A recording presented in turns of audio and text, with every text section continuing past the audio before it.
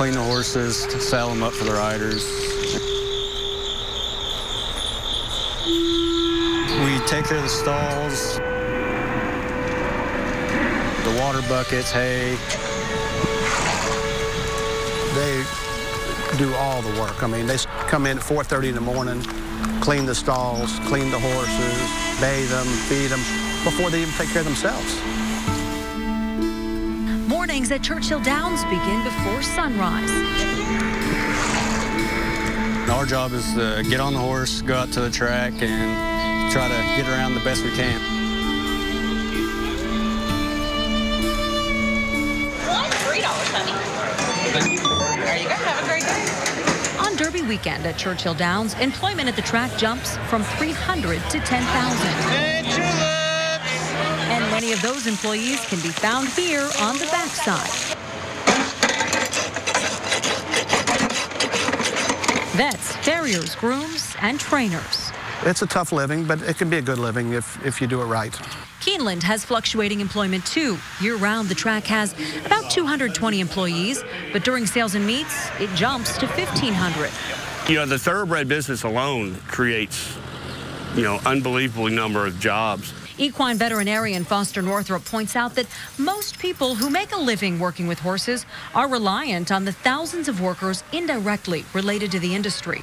Without thoroughbred racing, it would devastate the state. So you're really talking about thousands of jobs and a tremendous amount of money. 6% of employed Kentuckians have a hand in the thoroughbred industry, and according to the HBPA, the industry has cash receipts of $950 million to show for it. When people say it's our signature industry, that's become almost a throwaway line that some of the people just say without really thinking that how true that really is. It gives us an identity that to me is probably immeasurable in terms of economic impact. From the backside to the more glamorous trackside, wagering at Kentucky's 5 tracks is up. On-track betting rose to $107.5 million in 2017.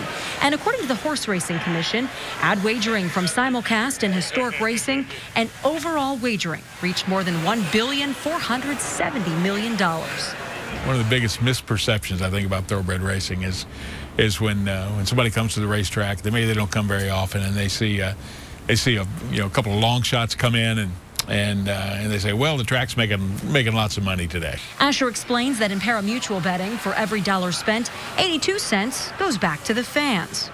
Among the rest of that, the 18 cents, that goes to several different places. Of course, Uncle Sam reaches in and gets a cut of that.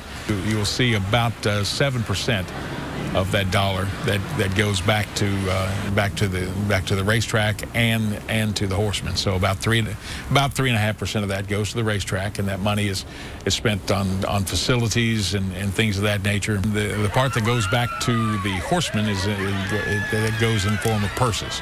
And thoroughbred purses in Kentucky are growing from $67 million in 2009 to more than $80 million in 2017. Those purses, he says, are vital to keeping horses running, which in turn, of course, helps fill these stands. There are really few parts of the local economy that are not touched in some way by what happens here. We had 47,000 people pay money to come and do horse country tours last year. So you think about that, that's a lot of people. Tourism in the Commonwealth brings in about $10 billion a year, with horse racing as its signature draw.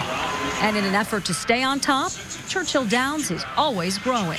But I really believe when you look over the arc of the history of this racetrack that there has never been a time of greater and more significant growth in the history of Churchill Downs than the period we're in. The track has invested more than $200 million in improvements since 2001, and Asher says he looks forward to seeing what comes next for Churchill and racing in the Commonwealth.